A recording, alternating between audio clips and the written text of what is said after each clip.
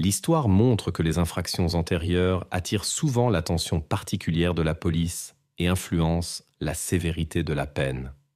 Cependant, les suspects ne s'avèrent pas toujours coupables.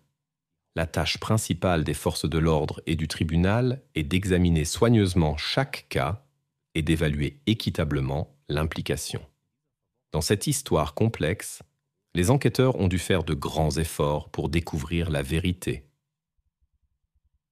Laura Lee Feist, d'Orange County, Californie, sortait avec James Kendall, un étudiant de son université. Malgré leur bonne relation, il y avait un problème sérieux. James continuait à entretenir des contacts avec d'autres femmes. Quand Laura l'a découvert, au lieu de simplement mettre fin à la relation, elle a élaboré un plan de vengeance tout en continuant à sortir avec lui. Le 11 mai 1982, James a conduit Laura à sa maison à Laguna Beach dans son pick-up. Elle est sortie, a pris un revolver et est retournée à la voiture. Un incident s'est produit. Laura a utilisé l'arme contre James puis l'a tournée contre elle-même, se blessant à l'épaule. Les voisins ont entendu les coups de feu et ont appelé les secours. Les secouristes sont arrivés rapidement sur les lieux. James n'a pas pu être sauvé. Laura a été transportée d'urgence à l'hôpital. Au début, la police a suivi la version d'un vol dont la blessée avait fait état. Mais l'examen minutieux de la scène de crime a fait naître des doutes chez les enquêteurs. Aucun objet de valeur ne manquait, et la carte de visite d'un bijoutier avec un message de la jeune femme a été trouvée sur les lieux. Il en ressortait qu'elle avait planifié une mise en scène, mais n'avait pas pu mener son plan à terme. Au lieu de cela, elle s'est légèrement blessée en tentant de simuler une attaque par un étranger. Après sa convalescence, Laura a rencontré les enquêteurs. Lors de sa conversation avec eux, elle a changé plusieurs fois sa version des événements. La jeune femme a insisté sur le fait qu'elle et James avaient été attaqués par des voleurs. Mais elle s'est constamment empêtrée dans des contradictions concernant les détails et n'a pas pu expliquer l'apparition de la note. La question de savoir pourquoi c'était précisément son arme qui avait été utilisée restait également sans réponse. Sous la pression des faits, Laura a avoué son implication dans l'incident. Elle a raconté qu'elle avait agi en raison de sa relation compliquée avec James et qu'elle craignait pour son bien-être. Selon ses dires, le jeune homme montrait des traits de caractère désagréables et rencontrait fréquemment d'autres femmes, ce qui l'inquiétait beaucoup. L'enquête a révélé de nouveaux détails. Il s'est avéré que James avait annoncé à Laura ce jour-là qu'il voulait mettre fin à leur relation. Apparemment, elle avait prévu un tel tournant. Elle avait préparé la note et avait l'arme sur elle. Tout indiquait que la jeune femme ne voulait pas partager James avec quelqu'un d'autre. Après le prononcé du jugement, Laura a été envoyée au centre de détention pour mineurs de Californie. Bien que cet établissement était considéré comme plus clément que les prisons ordinaires, le séjour n'y était pas facile. Laura a été attaquée plusieurs fois par d'autres détenus, mais dans l'ensemble, la période s'est déroulée sans incident grave. En 1987, après 5 ans, Laura a été libérée. Pendant sa détention, elle a obtenu une formation en psychologie. Il semblait que l'épreuve devait la changer et la remettre sur le droit chemin. Au début, c'était le cas. Au début des années 90, elle a déménagé à Baltimore, a trouvé un travail d'infirmière dans un hôpital et s'est mariée. Cependant, le travail lui semblait trop exigeant. Le salaire ne correspondait pas aux attentes de la jeune femme et elle a changé de profession en commençant à travailler comme danseuse dans une boîte de nuit. Le nouveau travail lui plaisait. Le bon revenu nécessitait peu d'efforts. L'apparence frappante de Laura attirait de nombreux admirateurs qui la couvraient de cadeaux. La jeune femme menait une vie privée mouvementée. Elle s'est mariée encore 2 fois sans divorcer de son premier mari. Quand cela a été découvert, les autorités ont ouvert une procédure. En 1993, un procès a eu lieu où Laura a été accusée de bigamie. Elle a finalement reçu 6 mois avec sursis. Cette peine n'a pas changé son comportement. 2 ans plus tard, Laura a été à nouveau arrêtée 7 fois pour simulation d'un cas d'assurance. Elle a tiré sur sa voiture pour obtenir une indemnisation. Lors de son arrestation, on a trouvé des objets volés, dont une bague d'une valeur d'environ 3 000 $ qui avait été dérobée aux voisins. Elle a encore été condamnée à 7 ans pour fraude, mais n'a passé que 6 mois derrière les barreaux. Le jugement a été annulé. En 1997, Laura a déménagé à Corpus Christi, une ville côtière du sud du Texas. Là, elle est retournée à la danse, a travaillé comme mannequin bikini et a commencé à vendre du divertissement pour adultes. Cette activité s'est avérée très lucrative et lui a rapporté des revenus considérables. Après avoir économisé suffisamment d'argent, elle a réalisé son rêve de longue date. Elle a acquis une villa au bord de l'océan. Elle poursuivait toujours ses objectifs avec ténacité et a rencontré durant cette période de sa vie le Britannique Phil Day. Leur relation s'est développée rapidement. Ils se sont vite mariés. Puis le couple a eu un fils, Cameron. Les gens autour d'elle remarquaient que Laura était attentive envers son fils, l'accompagnait à l'entraînement de football, mais communiquait à peine avec les autres femmes. Celles-ci se tenaient à l'écart, craignant son influence sur leur mari. Comme il s'est avéré, leurs inquiétudes étaient peu fondées. Le mariage apparemment heureux de Laura et Phil a duré jusqu'à l'été 2011. En tant que représentante commerciale, elle a rencontré le chauffeur de camion David Seiling, qui avait 12 ans de moins qu'elle. L'apparence remarquable de Laura attirait l'attention de tous les hommes au travail. Lors de leur rencontre, il s'est avéré que tous deux étaient malheureux dans leur mariage. David était lié à Kelly et Laura en avait assez de la vie monotone avec Phil. Une attraction immédiate est née entre eux. David a honnêtement parlé de ses nouveaux sentiments à sa femme, ce qui a été une nouvelle désagréable pour elle. Cependant, Kelly ne s'y est pas opposée et a accepté le divorce. Laura et David ont procédé à la séparation de leur partenaire et ont commencé à vivre ensemble. Après le divorce en mai 2012, elle a même laissé Cameron à Phil pour se consacrer entièrement à sa nouvelle relation. David a obtenu le droit de voir son fils les week-ends, le reste du temps. Celui-ci vivait avec Kelly. Le jeune couple passait presque tout leur temps ensemble. Taylor, le fils de David, se joignait occasionnellement à eux. Sa mère était prudente envers Laura, qui était entrée dans leur famille et avait détruit le mariage. Mais Laura s'efforçait de se lier d'amitié avec les deux, comprenant leur importance pour son élu. Progressivement, elle a réussi à trouver un langage commun avec Taylor et sa mère. Laura était heureuse avec son nouveau partenaire. En août 2012, elle et David se sont mariés à Las Vegas. Le couple s'est installé dans la spacieuse villa de Laura avec piscine. David travaillait comme chauffeur routier et était souvent absent, tandis que Laura profitait du confort domestique sans travailler. Mais bientôt, quelque chose d'imprévu est arrivé. Le 5 octobre 2012, un vendredi, Laura est allée chercher Taylor à l'école pour le week-end avec son père. Elle s'était arrangée à l'avance avec Kelly, la mère de Taylor, pour prolonger le temps entre père et fils. Kelly n'y voyait pas d'inconvénient. Il n'avait pas de plan particulier pour la journée. Sur le chemin du retour, selon Laura, Taylor lui-même a demandé un pique-nique à la plage. Après le déjeuner, ils sont rentrés chez eux pour prendre les affaires de plage. En arrivant à la côte, ils ont constaté que la plage la plus proche était bondée. Le parking était rempli de voitures, toutes les places étaient occupées par les vacanciers. Le bruit et l'agitation ont surpris Laura. Normalement, c'était calme ici en pleine journée de travail. Elle a décidé de chercher un endroit plus tranquille, plus loin.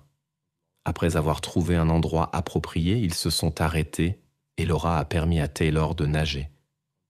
Normalement, Taylor portait un gilet de sauvetage spécial. Mais ce jour-là, il ne pouvait pas le porter à cause d'une blessure au cou. le col frotté contre la peau. Alors Laura a décidé de le laisser nager sans protection. Pour s'assurer de la sécurité de cette décision, elle a observé ses capacités de natation pendant quelques minutes. Ce qu'elle a vu l'a rassurée. Taylor savait vraiment bien se maintenir à flot, car il s'entraînait régulièrement dans la piscine familiale. Laura était restée sur la rive pour surveiller la situation. Au début, tout allait bien, mais après quelques minutes, quelque chose a tiré Taylor sous l'eau et il a disparu de vue. Laura s'est précipitée en panique vers le lieu de l'accident. Elle a plongé et commencé à chercher, mais sans succès. Peu après, elle l'a aperçu à quelques mètres du lieu de plongée, flottant immobile sur les vagues. La belle-mère a nagé jusqu'à lui et a essayé de le ranimer, mais il ne réagissait pas. La femme a tiré Taylor sur la rive. Il ne montrait aucun signe de vie. Elle a essayé de prodiguer les premiers secours, mais en raison de sa forte agitation, elle n'a pas pu effectuer correctement les gestes nécessaires, bien qu'elle y soit formée. Laura a appelé le numéro d'urgence 911, mais le répartiteur a prévenu d'une longue attente en raison de la distance entre le lieu de l'accident et la ville. Déterminée à agir elle-même, Laura a mis Taylor dans la voiture et a conduit jusqu'à l'hôpital. En 30 minutes, elle a parcouru 20 kilomètres. Arrivée à destination, elle s'est précipitée à l'intérieur en appelant à l'aide. Malgré tous les efforts du personnel médical, il n'était plus possible d'aider Taylor. Les médecins ont transmis l'information aux forces de l'ordre pour vérification selon la procédure standard. Les policiers ont dû annoncer la triste nouvelle à David. Quand le père a appris l'incident, il est parti immédiatement de son lieu de travail éloigné pour se rendre à l'hôpital. Les enquêteurs ont également informé Kelly, qui s'y est également précipitée. Arrivée la première, elle a seulement appris que Taylor avait eu un accident dans l'eau.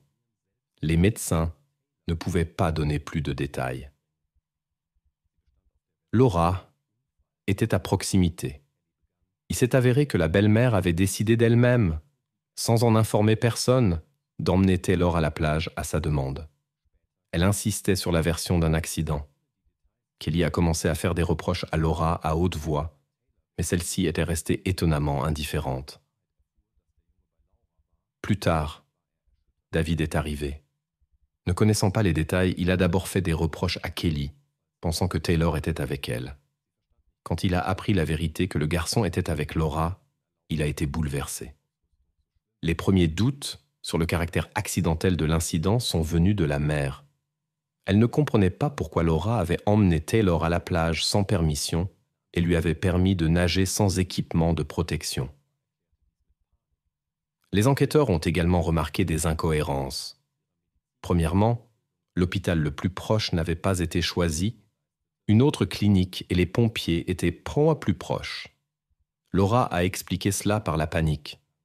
Deuxièmement, cela soulevait des questions sur pourquoi, malgré sa formation médicale et son expérience hospitalière, elle n'avait pas prodigué les premiers secours, bien que le répartiteur ait donné des instructions claires. Au lieu de cela, elle a conduit Taylor pendant une demi-heure jusqu'à un hôpital éloigné, bien qu'elle connût l'importance critique des premières 5 minutes. Cette décision semblait inexplicable. Laura, David et Kelly ont été invités au poste pour témoigner. Pendant la conversation avec les enquêteurs, Laura s'est comportée de manière inhabituellement distante, comme si l'incident ne l'avait pas du tout affectée. Lors de l'interrogatoire, elle était assise la tête baissée et évitait le contact visuel avec les enquêteurs. Ses réponses étaient inconfuses, sans détails concrets. L'histoire semblait peu crédible. Laura ne pouvait même pas dire à quelle distance Taylor était du rivage à ce moment-là. Au lieu d'une réponse claire, elle répétait seulement combien il était beau et comme la vague l'avait emporté rapidement. Son comportement a soulevé des questions chez les enquêteurs. La mère de Taylor était en profond désespoir et accusait Laura de négligence dans son devoir de surveillance. Pour David, cette situation était également un coup dur. Taylor était le plus important dans sa vie. Il s'est avéré que le père travaillait justement avec des avocats pour obtenir la garde complète de son fils. Dans ce fait, les policiers ont vu un motif possible de l'incident. Laura, connue pour son caractère possessif, avait même envoyé son propre fils chez son ex-mari pour construire une nouvelle relation. Probablement que les plans de son mari d'obtenir la garde complète de Taylor ne l'avaient pas réjoui. Les enquêteurs ont soupçonné que la présence de Taylor pourrait perturber leur temps libre et que Laura voyait peut-être en lui un obstacle à sa nouvelle relation avec David. En poursuivant cette théorie, ils ont demandé à l'homme comment se passait la relation entre Laura et Taylor. David a répondu qu'à sa connaissance, ils s'entendaient bien. Une semaine avant l'incident, il a commencé à chercher des informations sur sa femme sur Internet et a découvert des faits troublants de son passé. Cela l'a beaucoup surpris, comme s'il s'agissait d'une personne complètement différente. Quand David l'a confronté à ce sujet, Laura l'a convaincu de son innocence et a expliqué qu'elle s'était défendue contre un ex-partenaire agressif. Il l'a cru et a continué à lui confier la surveillance de son fils. Les enquêteurs ont examiné l'histoire de Laura et ont découvert de nombreux faits troublants. Ils ont remarqué des anomalies dans son comportement le jour de l'incident. Elle n'a pas informé les parents de ses plans, a évité la plage publique en faveur d'un endroit isolé, a permis la baignade sans équipement de protection et n'a pas assuré une surveillance adéquate. Tout cela a conduit à l'arrestation de Laura Day pour une accusation grave.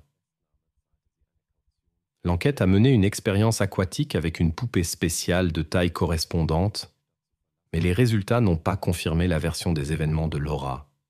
Moins d'un jour après son arrestation, elle a payé une caution de 50 000 $ et a été libérée. Il lui a été interdit de quitter la ville et de se rendre dans des lieux où se rassemblent les jeunes. Son mari croyait encore à l'innocence de Laura à ce moment-là et la soutenait. Le mari souffrait beaucoup de ce qui s'était passé et prévoyait de déménager en Floride avec sa femme une fois que Laura serait libérée de tous les soupçons. Il considérait tout cela comme un malentendu. Malgré les restrictions de mouvement, la principale suspecte est allée faire du shopping sans souci au centre commercial quelques jours plus tard. Elle a essayé de se cacher sous une perruque, mais un agent de l'ordre l'a reconnue. Le 4 décembre 2012, elle a été à nouveau arrêtée pour violation des conditions de sa libération sous caution. Laura niait toutes les accusations. L'enquête recueillait méticuleusement des informations. Un témoin oculaire est apparu, dont les déclarations contredisaient trop la version de l'urgence de sauver Taylor. Selon ses dires, Laura a calmement emmené le garçon loin de la plage, souriante et faisant signe d'au revoir. En janvier 2013, ce sont précisément ces témoignages qui sont devenus la preuve clé devant le tribunal. La description du comportement calme de Laura ne correspondait pas du tout à son récit de la situation d'urgence. Le procureur a souligné que la déviation de l'ordre habituel où ils allaient chercher Taylor ensemble avec son mari indiquait la préméditation des actes. Selon la version de l'accusation, tout était planifié à l'avance. Laura est allée chercher Taylor plus tôt et l'a expliqué par le désir de lui donner plus de temps avec son père, bien que celui-ci soit au travail. Elle n'a informé personne de ses plans d'aller à la plage. S'il n'y avait pas eu le témoin fortuit sur la plage qui a remarqué son départ et témoigné, Laura aurait peut-être pu échapper à la responsabilité. Les déclarations de l'accusé ont changé plusieurs fois pendant le procès. Au début, Laura a affirmé qu'elle et Taylor étaient d'eau rentrés chez eux avant d'aller à la plage pour prendre des affaires de bain. Plus tard, il s'est avéré que ce n'était pas la vérité. Elle avait déjà tout le nécessaire avec elle. La question se posait. Comment savait-elle du pique-nique prévu? Il semblait également inhabituel que Taylor ne porte pas de gilet de sauvetage. Il n'avait jamais nagé sans auparavant. L'explication semblait peu convaincante, car aucune trace de frottement n'a été trouvée. Il était également inquiétant que Taylor soit loin du rivage. Il semblait également étrange que Laura, malgré sa formation médicale et son expérience hospitalière, n'ait pas appliqué les mesures de premier secours. Ce sont des compétences de base qu'elle avait pratiquées plusieurs fois. Le passé criminel de la femme suscitait des inquiétudes particulières. L'accusation soupçonnait que la peine de prison ne l'avait pas changé. Étant donné que l'incident précédent était lié à la jalousie, des sentiments similaires ont pu apparaître ici aussi. Le procureur a émis l'hypothèse que Laura ressentait de la jalousie envers son beau-fils, car elle voulait l'attention de son mari pour elle seule. La défense insistait en revanche sur l'absence de témoins directs de l'incident et affirmait que personne ne pouvait réfuter la version de l'accusé sur ce qui s'était passé. Le témoin a seulement remarqué Taylor quittant la plage avec une femme. L'examen médical n'a révélé aucun signe de contrainte. Cela suggérait que l'incident aurait pu être accidentel. Les statistiques montrent qu'environ 800 accidents similaires dans l'eau se produisent chaque année aux États-Unis. L'accusation a souligné que l'accusé n'a fait aucune tentative pour porter secours. De plus, Laura a été caractérisée comme une personnalité émotionnellement instable. Cependant, cela n'a pas été confirmé par les experts. Le comportement de Laura soulevait effectivement des questions. Elle souffrait de peur de la solitude et cherchait à être au centre de l'attention. La femme était impulsive et considérait les autres femmes comme des rivales. C'est pourquoi elle n'avait pas d'amis proches. En même temps, elle flirtait activement avec les hommes. Pendant le procès, ses actions indiquaient une peur profonde de la solitude. Elle voyait probablement dans l'ex-femme de son nouveau mari une menace. Malgré la gravité de la situation, Laura semblait ne pas comprendre les conséquences. Lors d'une des sessions, elle a demandé à son mari David qui l'aimait le plus, elle ou son ex-femme. Cette question semblait inappropriée compte tenu des conséquences possibles de la procédure judiciaire. Étant donné son désir d'être l'unique dans la vie de son mari, Taylor aurait pu être perçu comme un obstacle. De plus, tant qu'il était proche, le lien entre Kaylee et David persistait. Cela aurait pu perturber les plans de Laura.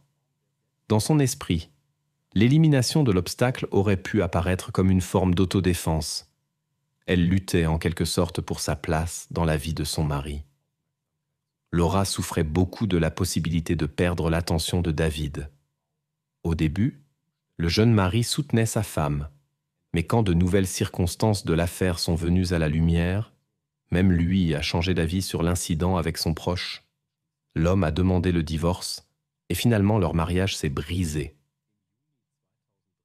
En juin 2013, le tribunal a prononcé la sentence de Laura, la prison à vie sans possibilité de libération conditionnelle. Malgré tous les arguments des procureurs, elle continue d'insister sur son innocence. Cette décision judiciaire continue de susciter des discussions chez tous ceux qui essaient de comprendre les événements. Aucune preuve directe contre Laura n'a été trouvée. Toutes les preuves n'étaient qu'indirectes. Néanmoins, cela ne l'a pas aidée à échapper à la prison. Cependant, Laura elle-même ne perd pas son courage de vivre derrière les barreaux. Elle a trouvé un nouveau compagnon qu'elle a déjà rencontré dans l'établissement pénitentiaire. Elle a commencé sans effort une nouvelle relation, bien qu'elle ne pourra jamais quitter les murs de la prison.